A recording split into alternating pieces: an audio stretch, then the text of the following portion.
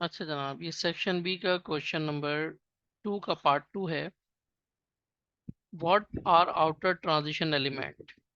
तो सबसे पहला काम तो है कि आपको ट्रांजिशन एलिमेंट की डेफिनेशन लिखना है। 1 मार्क इसका आ जाएगा। फिर आपको any two of the following properties describe any two of the following properties, इनमें से कोई सी दो प्रॉपर्टीज डिस्क्राइब करना है। तो कोई सी भी दो डिस्क्राइब करें, उसके 1.5 मार्क्स हैं। तो अगर दो डिस्क्राइब करेंगे तो 3 मिल जाएंगे, इस तरह से आपके 4 मार्क्स कंप्लीट हो जाएंगे। अच्छा, ये बुक में कहाँ है? वेरिएबल ऑक्सीडेशन स्टेट बुक में पेज नंबर 37 पर मौजूद है। कलर कॉम्प्लेक्सेस या कलर फॉर्मेशन, ये पेज नंबर 41 पे मौजूद है। और मैग्नेटिक प्रॉपर्टीज ये पेज नंबर 39 पे मौजूद है।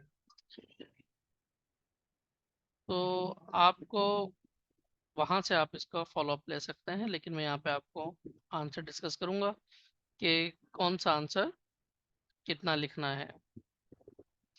तो सबसे पहले हम डिस्कस करेंगे definition of transition outer transition element.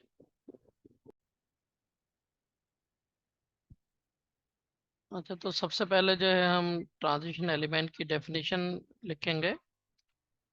और ये डेफिनेशन अगर आप बुक में देखें तो पहले पैराग्राफ में पेज नंबर 35 पे मौजूद है ये।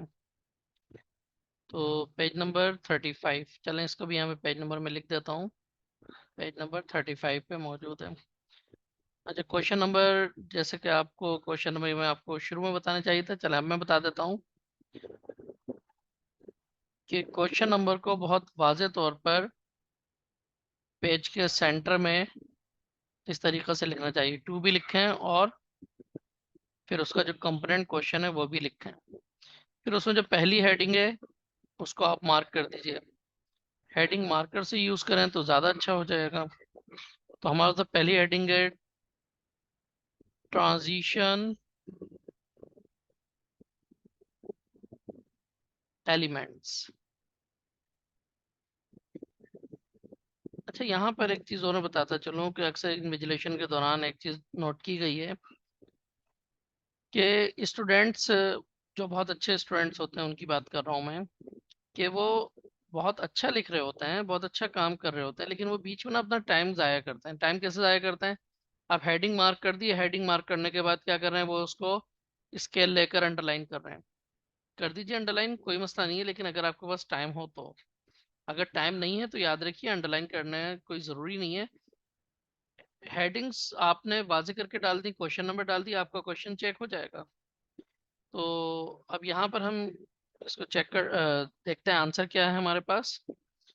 आंसर ये है हमारे पास, ये मैंने वहीं से as it is copy paste कर लिया है, क्योंकि जो चीज़ बुक में मौजूद है तो बिला वजह उसको नए सिरे से टाइप करने की या लिखने की क्या ज़रूरत है। आप वहाँ से डायरेक्ट आंसर देख लीजिए। तो ये है आपके पास answer, the elements that possess partially occupied। अच्छा, यहाँ पर कुछ वर्ड ज़रूरी होते हैं। ऑक्युपाइड के बजाय, यानी पार्शियली ऑक्युपाइड के बजाय अगर आपने ऑक्युपाइड लिखा है तो वो मुनासिब नहीं है वर्ड। वो कि इग्नोर कर दिया जाता है चेकिंग के वक्त, मार्किंग के वक्त। लेकिन आपको पार्शियली ऑक्युपाइड डी ऑर्बिटल्स ही लिखना चाहिए, either in their atomic state और any of their ionic state. ठीक है, तो ये जो पार्शियली ऑक्युपाइड का वर्ड है ये ज़रूरी है। और साथ में ये भी ज़रूरी है, इधर इन दियर एटॉमिक स्टेट, कुछ एलिमेंट्स में एटॉमिक स्टेट में वो पार्शियली ऑक्युपाइड नहीं होते हैं, तो फिर अपनी आयनिक स्टेट में होंगे। तो किसी ना किसी स्टेट में उनका डी ऑर्बिटल्स का पार्शियली ऑक्युपाइड होना ज़रूरी है। And they are commonly referred to as या referred as, यहाँ पे कुछ भी आप अपने वर्ड्स इस्तेमाल कर सकते हैं, ट्रांजिशन एलिमेंट्स और D block elements. These elements are positioned in the middle section of the periodic table and are recognized by their intermediate characteristic between S block and P block elements। अच्छा, according to some teachers आपका answer यहाँ तक भी सही है, लेकिन मैं ये समझता हूँ कि यहाँ तक आप कंप्लीट आंसर लिखें, क्योंकि यहाँ पे एक्चुअली एक ट्रांजिशन हो रहा है आयनिक से कोवेलेंट की तरफ। पी ब्लॉक एलिमेंट्स ज़्यादातर कोवलेंट है, वो कोवलेंट बॉन्ड बना रहे होते हैं, तो इस वजह से यहाँ पर ये स्टेटमेंट भी ज़रूरी है। लेकिन ये मैं आपको बता दूं कि अगर आपने यहाँ तक भी लिख दिया है तो आपको 1 मार्क मिलेगा, ठीक है, क्योंकि आपने मेन पॉइंट तो कवर कर लिया है। बाकी ये जो एडिशनल पॉइंट है ये लिख देंगे तो कोई बुराई नहीं है, ठीक है। और लिख देना मेरी नज़र में ज़्यादा बेहतर है, क्योंकि मुझ समेत बास टीचर्स ये समझते हैं कि ये ज़रूरी है। लेकिन फिर भी मैं आपको बताता हूँ, मार्किंग में काफ़ी लीनियंसी होती है। ये काफ़ी गलत कॉन्सेप्ट स्टूडेंट के माइंड में है कि टीचर्स मार्क काटने के लिए बैठे हुए हैं। जी नहीं, आपके जितने भी मार्किंग कर रहे होते हैं असातिज़ा, ये सारे कॉलेज प्रोफेसर्स होते हैं, और हमारी कोशिश होती है कि स्टूडेंट के माइनर से एरर्स को इग्नोर किया जाए। तो सबसे पहले आ गई आपके पास ट्रांजिशन एलिमेंट की डेफिनेशन कह लें या एक आंसर कह लें कि what are outer transition element. अब इसके बाद हमें इन तीनों में से कोई से दो डिस्क्राइब करना है। हम तो यहाँ पर तीनों को ही डिस्कस करेंगे। तो अब देखते हैं कि हमारे पास नेक्स्ट पार्ट क्या है, वेरिएबल ऑक्सीडेशन स्टेट। तो देखिए कि वेरिएबल ऑक्सीडेशन स्टेट ये आपके पेज नंबर 37 पे मौजूद है, और ये पूरा आंसर ही इम्पोर्टेंट है। The variable oxidation state displayed by transition elements are recognized as one of their distinctive properties। यानी जो हमारे आउटर ट्रांजिशन एलिमेंट है उनमें वेरिएबल ऑक्सीडेशन स्टेट का होना ये एक डिस्टिंक्टिव प्रॉपर्टी है इनके लिए। The oxidation state of transition metal ions are in the range of +1 to +7, जिसमें +1 वाले भी हैं, +7 भी हैं। अच्छा, ऑक्सीडेशन स्टेट का हरगिज ये मतलब नहीं होता, स्टूडेंट्स के लिए मैं बताता चलूं कि वो उस आयन की फॉर्म में मौजूद हो, नहीं, उस कंपाउंड में ऑक्सीडेशन स्टेट। आपको मालूम है, आप लोग फर्स्ट ईयर में भी बार बार ये टाइट्रेशन में यूज करते आए हैं, पोटाशियम परमैंगनेट में परमैंगनेट आयन, जिसे मैग्नेट 7 आयन भी कहते हैं। तो यहाँ पे ऑक्सीडेशन स्टेट ऑफ मैग्नीज +7 है, और +1 अगर आप देखें तो फिर कॉपर में +1 भी होती है, +2 भी होती है। This variation is due to very small difference between 3d and 4s orbital। ये डिफरेंस किस चीज में है? Difference in their energy as well as the distance. As a result, electrons of 3d as well as 4s orbitals take part in the bond formation। ये भी एक important point है, ठीक है। अगर आपने ये पहली लाइन नहीं भी लिखी तो नो प्रॉब्लम, लेकिन यहाँ पर यहाँ से ये लिखना बहुत जरूरी है। As a result, electrons of 3d as well as 4s orbitals take part in the bond formation। तो oxidation state of 3d series, अच्छा 3d सीरीज का मतलब है जो पीरियड नंबर 4 में ट्रांजिशन एलिमेंट शुरू हो रहे हैं तो वहां पे 3d ऑर्बिटल फिल हो रहा है, तो वो 3d सीरीज कहलाती है। Increase from scandium to manganese and then decrease up to zinc. अच्छा, जिंक मैग्नीज में मैक्सिमम आ जाएगी +7, फिर मैग्नीज के बाद आयरन है, आयरन की मैक्सिमम ऑक्सीडेशन स्टेट +3 और +2 होती है। फिर उसके बाद कोबाल्ट है, निकल है, और फिर उसके बाद जिंक है। अच्छा, जिंक को हम टिपिकल ट्रांजिशन एलिमेंट में कंसिडर नहीं करते हैं, क्योंकि इनका डी ऑर्बिटल पार्शियली ऑक्युपाइड नहीं होता बल्कि कंप्लीटली ऑक्युपाइड होता है। The most common oxidation state of transition element is +2। ज्यादातर की +2 है, या कम से कम उनकी कोई एक ऑक्सीडेशन स्टेट +2 है ज्यादातर की। And highest oxidation state is +7। ये सारे पॉइंट्स मेंशन करना जरूरी है। अच्छा, अब यहाँ पे इन्होंने बात की है कि शोन इन टेबल 2.2, तो आपको टेबल लिखने की जरूरत नहीं है, आप यहाँ पर एग्जाम्पल की हेडिंग डालिए, और एग्जाम्पल्स की हेडिंग के साथ आप लिख दीजिए आयरन, और साथ में लिख दें Fe2+ and Fe3+,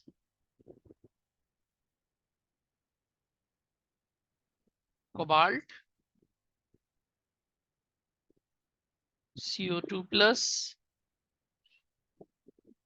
and CO3+, copper Cu1+ and Cu 2+। आपने 3 एग्जाम्पल भी लिख दी, 2 एग्जाम्पल भी लिख दी, तो एनफ है। तो ये आपके 1.5 मार्क्स मिल जाएंगे आपको। अच्छा, अब आ जाइए, नेक्स्ट प्रॉपर्टी हमसे क्या डिस्कस की गई है, कलर फॉर्मेशन। तो देखते हैं कलर फॉर्मेशन कहाँ पर मौजूद है बुक में।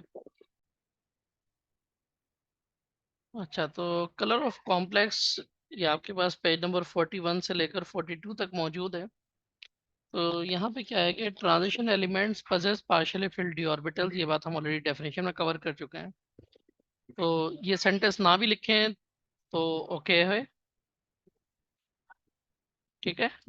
So when a transition metal cation interacts with ligand, its 5 degenerate d orbitals, these are the degenerate d orbitals, split into two set of energy level known as T2G and EG. These are the T2G and these are EG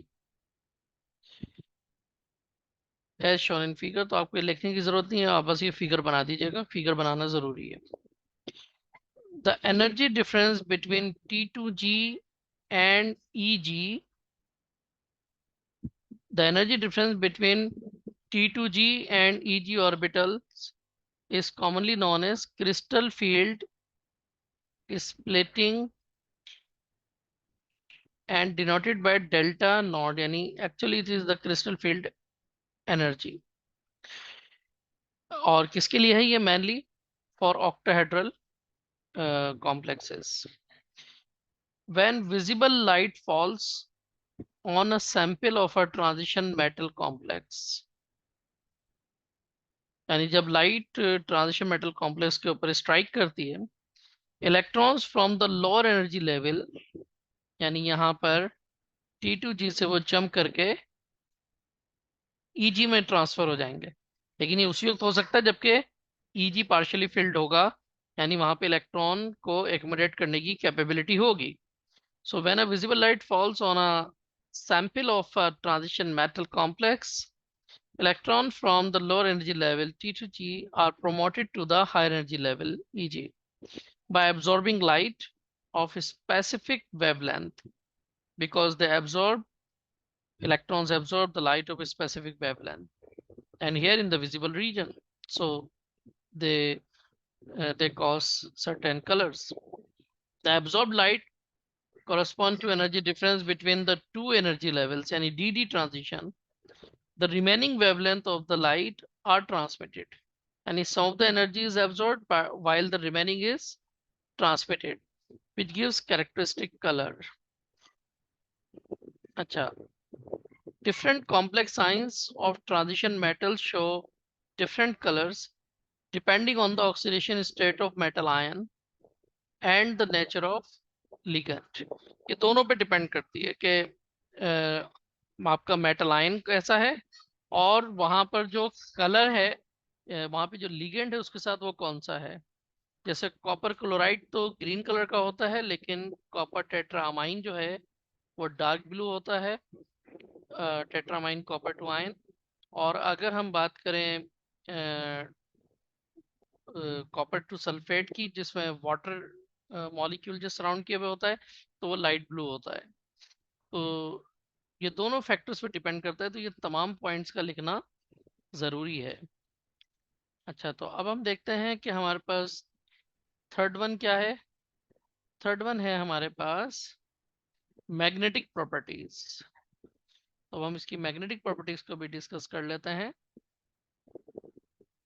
अच्छा, यहाँ पर आप अच्छा यहाँ पर आप ये देखिए कि मैग्नेटिक बिहेवियर, अच्छा ये है कहाँ पर, this is on page number 39 of your book. Magnetic behavior. Atoms, ions, or molecules, when exposed to the strong external magnetic field, exhibit two distinct behavior. Either they are weakly attracted or repelled by the magnetic field। हमें ये लिखने की जरूरत नहीं है, ठीक है।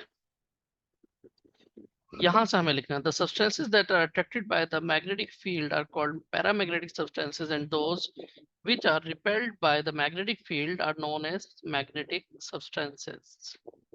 तो यहाँ से आपको अपना आंसर शुरू करना है, ये आंसर के लिए रिक्वायर्ड नहीं है। Most of the transition element and their ions show paramagnetic behavior. ठीक है, यहाँ तक बात समझ में आती है. Why? Reason is here. This is due to the fact that d orbitals of these elements possess one or more unpaired electrons. सबसे important point है ये. And the spinning of unpaired electrons generates a magnetic moment. ये इसी से related है, बहुत जरूरी point है. This magnetic moment causes the ions to interact with the external magnetic field. अच्छा, अब यहाँ पे आपके लिए सारे जरूरी हैं, ये भी लिखे हैं, ये भी लिखे हैं, फिर एक मैग्नीज को भी लाजमी लिखे हैं, आयरन को लिखिए, और फिर उसके बाद आप जिंक लिख दें. बाकी ना भी लिखें तो ये एग्जाम्पल के तौर पर इनकी ऑर्बिटल डायग्राम को ये ड्रॉ करना जरूरी है. इससे आपका आंसर और ज्यादा वाज़ेह हो जाएगा, क्योंकि अगर आपने ये सब भी लिख दिया तो आपके मार्क्स बिल्कुल स्ट्रांगली को उसको 1.5 में से कोई डिडक्ट नहीं करेगा. नहीं लिखा तो भी हो सकता है कि आपको मार्क्स मिल जाएं, लेकिन यहाँ से आपने जो कुछ यहाँ लिखा है बात वाज़ेह हो गई है. और जिंक को लिखना क्यों जरूरी है? इसलिए कि जिंक पैरामैग्नेटिक बिहेवियर नहीं शो करता है. और अगर आपके पास टाइम बहुत कम है तो आप इनमें से, ठीक है, आप 5 ना करें, जिंक लाजमी कर लीजिए, यहाँ से मैग्नीज और आयरन को कर लीजिए, 3 कर लीजिए आप. This the paramagnetic behaviour is more pronounced in the middle of the 3D series. अगर आप पीरियोडिक टेबल देखें तो ये मिडिल में ही आ रहे हैं, ये इस 3D सीरीज के मिडिल में आ रहे हैं ये, due to the maximum spin of electrons. However, zinc is diamagnetic since it lacks unpaired electrons in its d orbitals. तो इस तरीके से आपको 1.5 मार्क्स मिल जाएंगे each for each heading, each property of the transition element. Hopefully you will understand and you will do better.